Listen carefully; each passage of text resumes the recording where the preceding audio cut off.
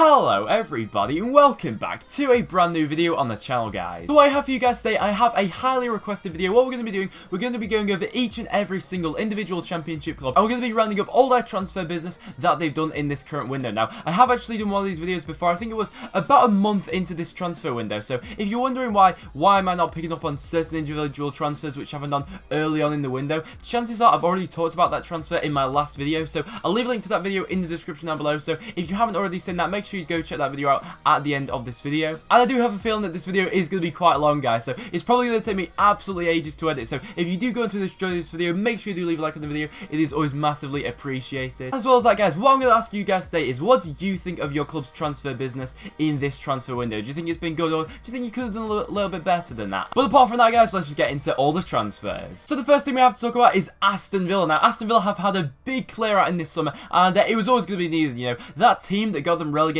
from the Premier League, it was just rotten from the core, really, and they really did need to clear out a lot of the dead wood. If they didn't do that, and if they went into this season with the same squad and the same nucleus that they had last season, I'd worry for Aston Villa. You know, they could even get a double relegation, but they've cleared out all the dead wood, or at least most of it. You know, if you look at that list of outs there, if I'm being completely honest, I thought they'd get rid of a couple more players that are still hanging around the squad, but they cleared out quite a lot of the dead wood. You know, they got rid of players like Kieran Clark, Scott Sinclair, Joleon Lescott, Akore, Charles Nzogbia, Kieran Richardson. So players there that really I don't think would have fancied a drop down to the championship, and you probably wouldn't have got the best out. And you've replaced them with good championship players who will do a job this season. You know, you've got the quality in there. You got players like Ross McCormack. Jonathan Cudge is an interesting one, actually. I think he will score goals for this Aston Villa side. However, saying that, I do think you've overspent on him. I mean, it is the current market that we're talking about here, but I think it was about 13 million for Jonathan Cudge, maybe more than that with add-ons, so I think that's a slight overspend on him. We've also got players in there who will be good for the dressing room. I think that was also a big thing that Roberto Di Matteo needed to address. You know, you got players in there like Mile Jedinak and Tommy Elfwick, who I think both those will be big characters for the dressing room, and something that was really needed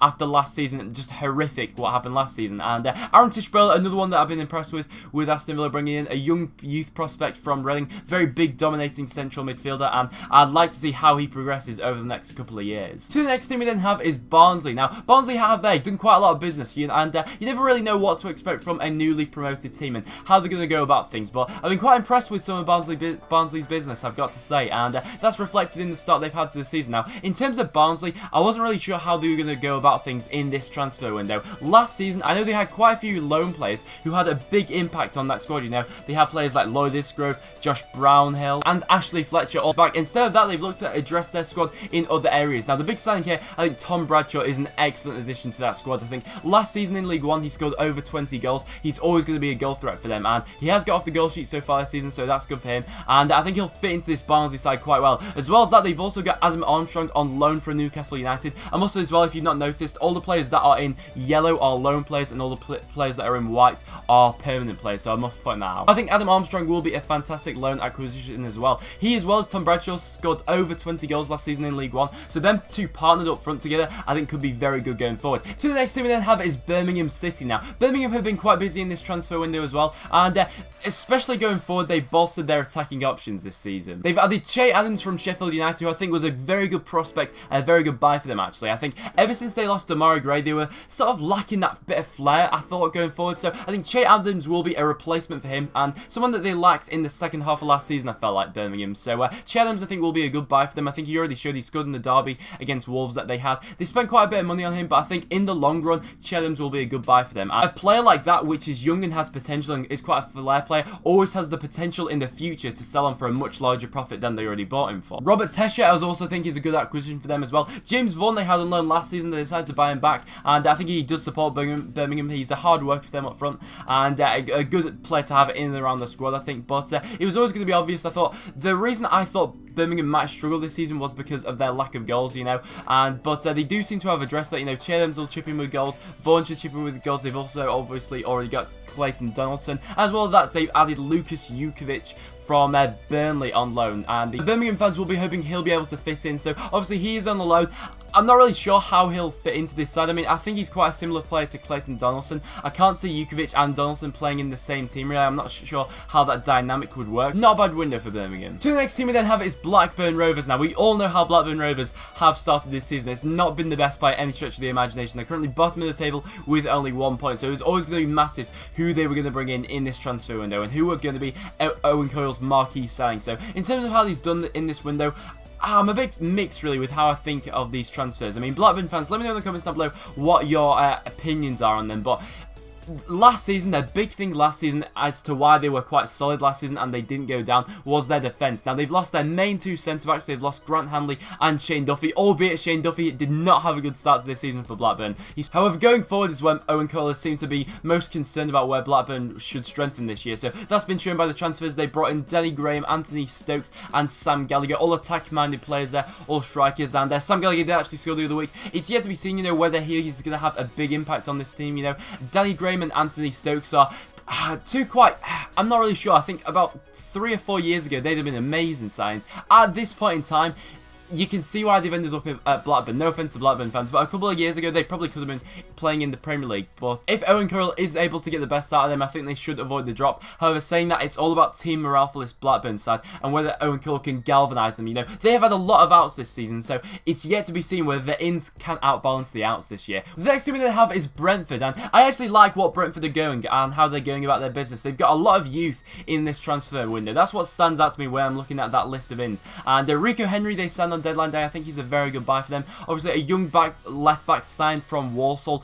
Defensively, I think he can improve his game quite a bit. However, in terms of going forward and the pace he shows, I think he'll be a very good player for them in the future as well. That's also to be seen with Romain Sawyers as well. I think he'll be a good buy in the long run for them. And Daniel Bentley has already shown what he's all about for them. A fantastic keeper. You know, when they let go of David Button, I was a bit unsure because I'm a big fan of David Button. I think he's a very good keeper. But when the chance came to sign Daniel Bentley, I don't think they could have turned that down, because I think in terms of a sell-on price for Daniel Bentley, if he's able to have like a good 2 solid seasons in the Championship, I think in a couple of years' time, a Premier League team will be knocking on the door for him. And as well as that, they've also brought in a couple of decent loans. But the thing I like about Brentford is they seem to have a plan. I mean, in the last transfer window as well, they seem to be quite youth-orientated with a couple of players they were bringing in. And they got quite a few loans in the last window. They also got Ryan Woods as well. So I think I like the way Brentford are going about their business. They've lost a couple of good players here and there. They probably could have added a little bit more, but not too bad. The next team we then have is Brighton and Hove Albion. So they've been quite active in this transfer window. What stands out when I look at that list more than anything is they've looked to strengthen their starting 11. They're not really concerned about squad depth. They've already got quite a good squad in that aspect, but what they've done in this transfer window, they've targeted where they can improve in their starting 11. Now, that's what I like about this team and what I like about Chris Houston. He's got very much directly to the point, and he's thought, who can improve our team straight away by them coming in? I think that's shown by that list there. Shane Duffy, I think last season I thought he showed he was a good defender. This season, you know, there's a lot of fun being poked at him, but if he is able to settle into this Brighton side, you know, they've already got quite a few decent defenders at that team. But Shane Duffy's, you know, a bit of an iffy one. But Steve Sidwell, I think, is a good buy for them. But the big one here is Glenn Murray, obviously on loan this season from Bournemouth. Glenn Murray will definitely score goals for them Brighton this season. I think with the service he'll get from that midfield that Brighton have already got, I think it will be a good one for Brighton this year. Oliver Norwood as well, I'm a massive fan of him.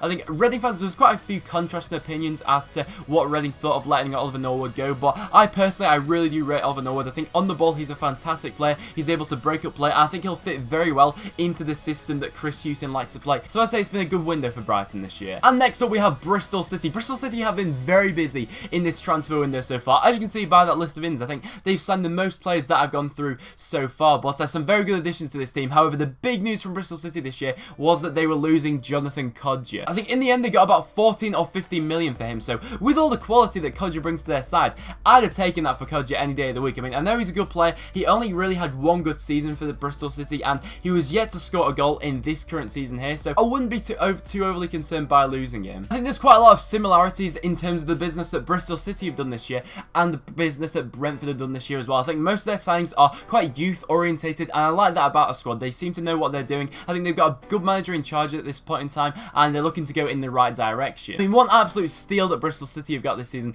is Tammy Abraham on loan from Chelsea. I thought when he came available, I thought quite a few other Championship clubs would beat Bristol City to his signature, but they managed to get him on a season-long loan, and what a signing he has turned out to be so far this season. He has been electric for them so far, and if him and their other strikers that they brought into the club can replicate the goals which Kodja had last year, I think looking down that list of ins, they should be stronger than last year, even without Kodja. Then to the next team we have is Burton Albion. Now, so far this season, Burton Albion have taken the league by storm, man. They've taken me by storm, really. I don't think anyone expected the start they've had this season, but when I look over that transfer business that they've done so far this season, I think they've done very well with the limited budget that they had available at the club. I think they've addressed some of the situations and some of the positions where they were probably looking a bit weak last season. I mean, especially that centre-back slot, I think they've done very well, bringing players in there like Cal McFadzean, Ben Turner into that position, you know, players on the outgoing players like Cansdale Sheriff, the aging sort of players, and I think they've done well to plug those gaps. Going forward, they've also brought in players like Chris O'Grady's come in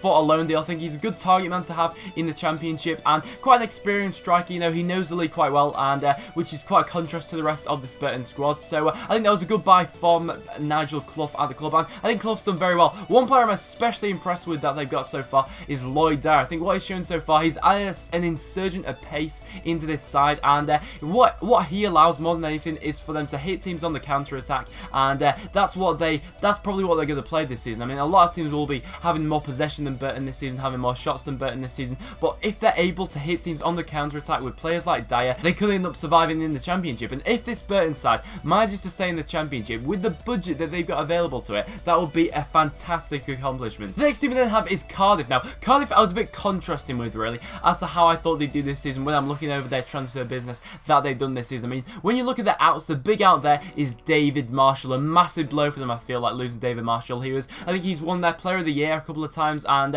what a player he was. Probably the best keeper in the Championship, in my opinion, but he's obviously gone to Hull City now. They managed to get Ben Amos in to replace him on a season loan, and one thing that Cardiff were really lacking more than anything was a striker, and going into deadline day, I was a bit concerned that they weren't going to get that, and if they weren't going to get that, I would be a bit concerned as to how they do this season. However, saying that, they managed to pull off Ricky Lambert, and I think that will be a good one. I think it'll suit both the player and the club. I think Ricky Lambert will be looking to revive his career, really. His latest two moves haven't worked for him, going to Liverpool and then West Brom. He's not seen his best days ever since he's been at Southampton. Dropping down the league to the Championship, I think Ricky Lambert should be a good buy for Cardiff City fans. I think Ricky Lambert was the sort of signing that Cardiff were in need of as well. It was no secret that Cardiff were lacking goals this season. I think they were one of the lowest scorers so far this year, and it was no surprise that they went out to get a striker. And they've also got players in this transfer window, players like Lex Simmons. I think he's a good buy as well. So Cardiff City fans, what do you think of this? I think if they weren't to get Ricky Lambert in this transfer window, I thought it would have been quite a poor season for Cardiff, but they managed to pull off Ricky Lambert. Anything's possible now. The next team we then have is Derby County. I actually think Derby are the quietest team in this transfer window. They've only brought in two major players into this transfer window, both of those being strikers, which is quite interesting. Derby County, quite similarly to Cardiff, it's been no secret so far this season that they've been lacking to score goals, and I was quite surprised actually that they've loaned out Chris Martin. So we'll get to that in a minute when we talk about Fulham, but I was quite surprised they loaned out Chris Martin. He's been their top scorer for a number of seasons now, but so far at the start of this season, I think towards the tail end of last season, he wasn't really doing it for them. So they've looked to re-energise that squad, especially going forward. So now they got Marcel Vidra and James Wilson. I think Vidra in the end signed for around about £8 million, so it's definitely not cheap. And the amount of money that's gone into this Derby County side, they really do need to be looking for promotion this season. You know, when you look at all the money they've spent collectively from like the past 3 seasons, they've been one of the biggest spenders in this league. So it was a bit of a surprise when they weren't really too active in this transfer window. However, they did of course lose Jeff Hendrick quite late on in the window. He obviously went to Burnley. Apart from that, no other of their losses were that monumental to them. And I do actually think they'll be able to get by without Jeff Hendrick. I think they've got other players in the midfield who will be able to supplement and play that role for them. But it has been goals so far this season which have been the big issue for them. So do you think Vidra and James Wilson will be able to do that? Both of them, of course, have Championship experience. So both of them, I think, should be good buys for Derby County this year. So Derby County fans, what do you think of your new striker duo? Let me know in the comments down below. Next team we then have is Fulham. And oh my word, where do I start with this? By far the busiest club in this transfer window so far. Just look at all those players they've signed this season. It is absolutely ridiculous. But not also that, it sort of fits in with all the players they've had going out this year. They've had a massive clear out. Last season they underperformed. When I looked at their squad last season, on paper they probably had one of the best teams in the Championship. I'm not joking about that. When you looked at their squad on paper, they had an impeccable squad, but they just weren't performing. The big losses to Fulham, of course, being their striker duo they had last season in Ross McCormack and Moussa Dembele, both their top scorers last season, both going out the door. And I was concerned by Fulham a lot going into this season. I thought a lot of people actually tipped Fulham for relegation, but the start they've made to this season has been astounding. I mean, when you bring in that amount of players, you never expect to have a good start, but I think Fulham are currently second in the Championship. An absolutely fantastic start to the season. They even beat Newcastle on the first day of the season, but they managed to get complete the signing of Chris Martin on transfer deadline day. He's going to add to their attack that they already have. I think looking through that list, Sonny Aluko will be a good buy for them. He provides a bit of pace going forward as well. David Button, I've already mentioned in this video, I think he's a very capable keeper, very good at Championship level. I think he'll be an improvement on what they had in Lonergan last year. But as well as that, there's quite a few unknowns in that list as well. Quite a few foreign players coming into a new league, so it'll be interesting to see how they adapt and how they fare with quite a demanding league in the Championship, how they fare over all of the season. It'll be interesting to see how they all embed in the end. So the next team we then have is Huddersfield Town. Now this one, we just have to talk about Huddersfield Town for a little bit because they are currently top of the Championship, and what a start it has been for them, for David Wagner's men. I know I bring it up in pretty much all my videos lately, but I did tip Huddersfield to be a dark horse this season, and so far they've been just that. You know, they're top of the table at this point in time, but when I'm looking through that list, if you were to give me that list of players last year, I probably wouldn't have known who half of them were, because a lot of them are coming from German football. I think that's where Huddersfield have had quite a large advantage over some other Championship clubs. I think they've got scouts. Obviously, David Wagner knows the German league, which is apparent why they've got in so many German players. The reason I think that's an advantage to them is because when you look at the inflated prices now that English players are going for, it is ridiculous. And if you look at some of the deals that Huddersfield have got this season, whether they be on permanent deals or loan deals for players like Kachunga, they've done fantastic, and they've got some great deals and some great buys for value as well this season, because they've tapped into a niche market, i.e. the German league, where not a lot of other Championship clubs will have been sniffing around. They wouldn't have had much competition from other teams as to them getting their transfer targets. So I think overall, they've done incredibly well so far this season, because it was always going to be a risk, you know, bringing in quite a lot of new players, bringing in a new nucleus to their squad, but the players they brought in have only supplemented the talent they already had in that squad last season. You know, players like Naki Wells, he'll be looking to get the best out this season, and a fantastic squad. When you go through their man-to-man squad, it just looks fantastic for the season to come. Do I think they'll be able to sustain their success and stay in first position? No, I don't think they'll do that, but do I think they can get the playoffs? I'd say no at the moment, but anything's possible. This is the Championship. And if they do manage to make it, fair play to Huddersfield Town. It's been a very good transfer window for them. Probably one of the best in the Championship. The next team we then have is Ipswich Town. Now, throughout this window, it's been a bit of a funny transfer window for Ipswich Town, really. There was quite a bit of discontent with Mick McCarthy in this team, in the Ipswich fans, and sort of a contrast really to how they play football and the signs they brought in. They weren't really too happy with how things were being run at the club. Going through that squad, it doesn't really inspire me with the players they brought in. But one player who has lit them up so far has been Grant Ward. What a buy he's been for Ipswich Town so far. Bought him in for 600k from Tottenham Hotspurs. Last season he was on loan at Rotherham, had some good spells, but what Mick McCarthy's been able to get out of Grant Ward this season has been nothing short of sensational. He scored a hat-trick on the first day of the season. He scored last week as well against Preston North End. He's had a fantastic start to the season. If he can get the best out of other players around him, I'm talking players here like Leon Best, if he can get the best out of him. Webster as well, slotted quite well into that back four they've already got. Then I think they should do well. The big outgoing for Ipswich Town is Daryl Murphy. Now, this one, I didn't really know what to think of it, really. I was quite surprised when Newcastle actually came in for Daryl Murphy. With the age he's currently at and the strikers that Newcastle already have at the club, I didn't really see the correlation as to why they were going for Daryl Murphy. I thought they would gone for someone quite a bit younger than Daryl Murphy, but they decided to go for him. So Ipswich have, of course, lost him now. Do I think it'll be a loss for them? In the short term, yes. However, the money that they got from a 32-year-old, I think they got 3 million for a 32-year-old. I think that'll pay off in the long run.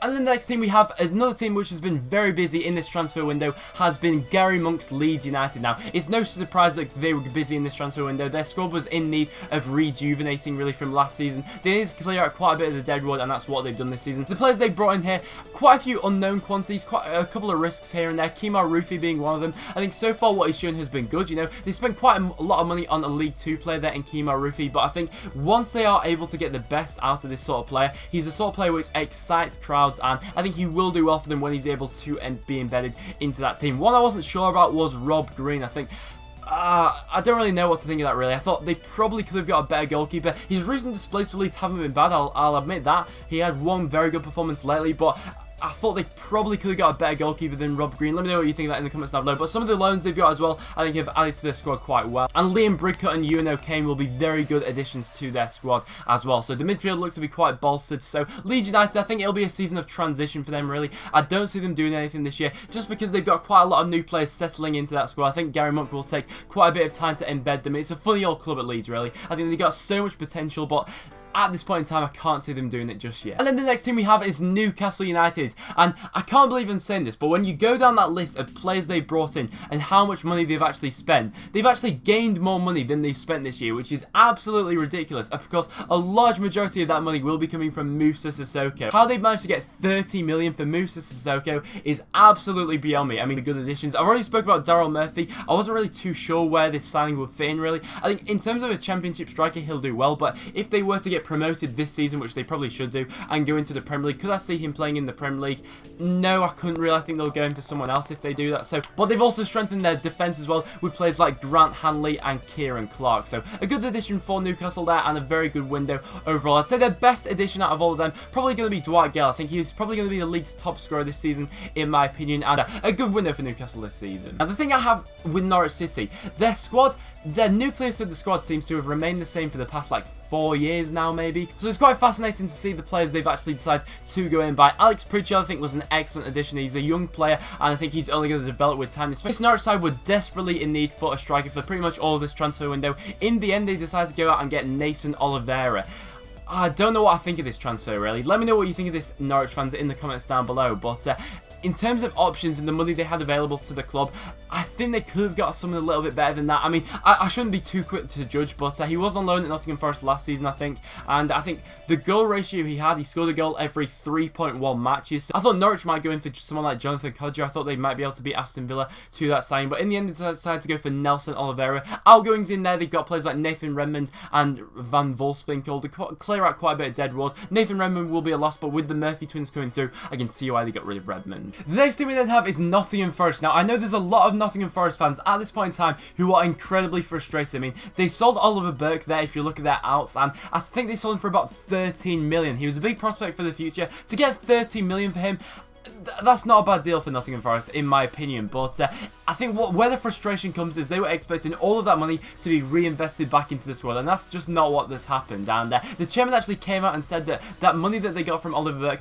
would all be reinvested into that squad, and it's just not happened. They've reinvested a little bit in. I'm not actually sure the player prices of the players they brought in since then, what they've been, but they've not invested all that 13 million. They've not even invested a 13th of it. Thomas Lam is yet to be seen whether he's going to be a success at the club or not. Another out which I was quite interested with was Doris de Vries. He actually went to Celtic, and the keeper they brought in Stephen Henderson before they sold de Vries, I think, to be a number 2 goalkeeper. Now, Stephen Henderson, it looks like, will be their number 1 for the remainder of the season, and he's come under quite a bit of fire this season as well from Nottingham Forest fans. Quite a bit of discontent with Stephen Henderson in the goal this season, but I mean, if you look at their defensive line, there's been a lot of issues from minute 1 with their defending issues. So Stephen Henderson really has just fueled the fire with Nottingham Forest fans not really been overly happy with this window. So Nottingham Forest fans, I'd be very interested to hear from Nottingham Forest fans actually as to how you think the rest of this season will turn out now that it's not been the best window for you, in my opinion. Next team we then have is my club, Preston North End. So I will talk about this for a minute, guys. So the big out there is Joe Garner. Now, it's quite a similar situation we have here with Preston North End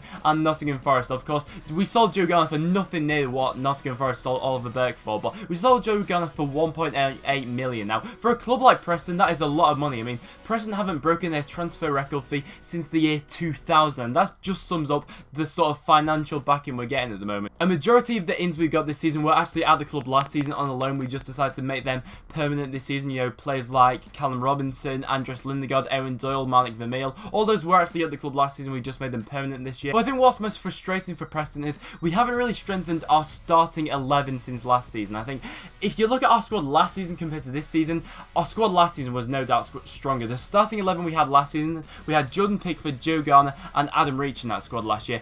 All 3 of them are no longer at the club. Yes, I'd say our squad depth is better this year. However, at the starting 11, no chance it's stronger than last year. And that's what's really frustrating. And the thing is as well, none of the Joe Garner money has been reinvested into the squad. And that's really disappointing to me. I know that we signed Malik Vermeil on transfer deadline day for 500k, but that that was the money that was already in the bank, which we bid for Donald Love. I'm just a bit disappointed, really. I mean, looking at the ins, we've not done too badly. I think the squad, as far as squad depth goes, we've done quite well this season. But in terms of strengthening the starting 11, I can't see us kicking on this year. The next team we then have is QPR. Now, QPR have had a bit of a topsy-turvy start to the season so far. The big outs for QPR being Matty Phillips and Leroy First. So I think some of the acquisitions that QPR have brought in this year have been quite impressive. Jordan Cousins, I've already mentioned in a couple of my videos previously. I think he's a very good addition to that squad. If you look at it on paper, they've lost quite a few good players there, but I think all in all, it's not been a bad window for QPR. So QPR fans, what do you think of this window, and what do you think your season has yet to come? Because it's been quite a topsy-turvy one, like I said, so far this year. So let me know in the comments down below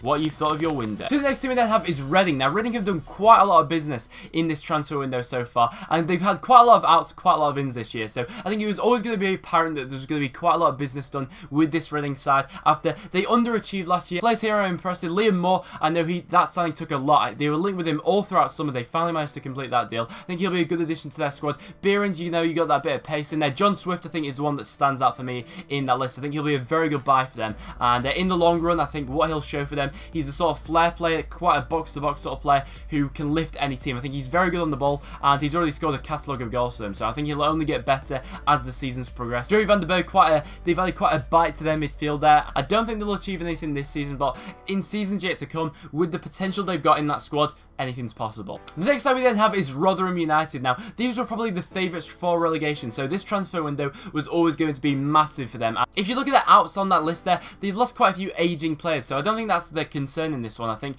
the average age of their outs is about 30, 31, so they've done quite well in clearing out some of the dead wood and replacing them with some youthful talent and some people who are quite experienced in this league. I've been quite impressed with some of the loans they've got as well. I think with time, Forster Kasky and Isaiah Brown will be good buys for them. And then you've got experienced players in there. You know, you've got players like Kevin Wilson coming in on the permanent. John Taylor, he's going to add pace. Bit of a risk, you know, coming from the lower leagues, you know, coming from League One. So Rotherham fans, after this transfer window, do you think you have enough now with that squad to see it out to the end of the season and to avoid relegation? Now, the next team we then have is Sheffield Wednesday. Now, the big incoming they had on transfer deadline day was Adam Reach. He signed for Sheffield Wednesday for a fee in the region of $5 million. Adam Reach will be a good buy for you. I think he's the sort of player that you were in need of, and I think he'll add quite a lot to that squad. He's a very direct player. He loves to run at players, and of course as well, he's quite skillful, and the way he looks is quite deceiving, really. I mean, he's like 6 foot, 6'1", which is not the typical build you'd expect from a winger. However, saying that, when he does get into his run, he is actually quite fast. So I think he'll be a good buy for Sheffield Wednesday at $2 million maybe. But to pay $5 million for him, I think that's a bit of an overspend. In terms of the outs goes this year, I don't think you've lost any quality there. I think with the ins you've got this season, you've strengthened your starting 11. Then the next team we have, and the second to last team on this list, guys, we have Wigan Athletic. Now, the first one I want to talk about there is Nathan Byrne. I was quite impressed with Nathan Byrne when he was in League One, when he played for Swindon. A very versatile player, can play anywhere from right back to right wing, and I quite like Nathan Byrne. I think he'll fit in well to this Wigan side and how they play their football. They managed to keep hold of all of their big players, you know, players like Will Grigg, and if you look at their outs, they've not really weakened their starting 11, but looking at their ins, they've got a lot of squad depth with those ins, and as well as that, they've also strengthened their starting 11. If you're able to get the best out of Anon Lafondra, you've got fantastic strikers on your hands there. He's not been able to show it for the past one or two seasons there, but if you are able to get the best out of him, he should be in for a good one. And then the last team on the list, guys, we have Wolves. Now, Wolves was quite an unknown quantity going into this season, but they had a takeover with quite soon before the season actually started. Vod Vardson, what a buy he looks to be. It's always a bit of a risk, you know, I've said it quite a few times in this video, but buying players from other leagues, it's always going to be a bit of a risk, but from what he's shown so far this season, he's been an excellent addition to that squad. You've got other bits of quality dotted here and there as well. Ola John, I found quite an interesting one. I think he was on loan at Reading last season. He's quite a hit and miss sort of player, but when he's on his day, he's a fantastic sort of player. So if you're able to get the best out of him, you've got another great player in there, quite a pacey player as well. And I don't think that you've weakened the side with the players that you've actually going out, you know, players like Van La Parra, Nathan Byrne, Sigurdsson, Rowe. I don't think you've weakened your side, but I think with the players you've got coming in and Walter Zenga in charge now as manager, I think Wolves could be maybe a dark horse this season. So now, guys, I will now wrap it up for this video. So thank you so much for watching, and if you have stuck around till the end, thank you so much. So if you have enjoyed this video, make sure you leave a like on the video. It is considerably longer than the rest of my other videos, guys, and this will take an absolute age to edit. So if you have enjoyed, please do leave a like on the video. It is massively appreciated. And as well as that, guys, make sure you stay tuned around here and subscribe for regular championship content. Make sure you check out all the links in the description down below. Make sure you follow me on Twitter. I always tweet before I upload a video. Therefore, you'll never miss a video ever again, guys. But make sure as well you comment in the comments down below with all the questions I post you throughout this video, and how do you think your club's done in this transfer window. But apart from that, guys, thank you so much for watching, and I'll see you all in the next one.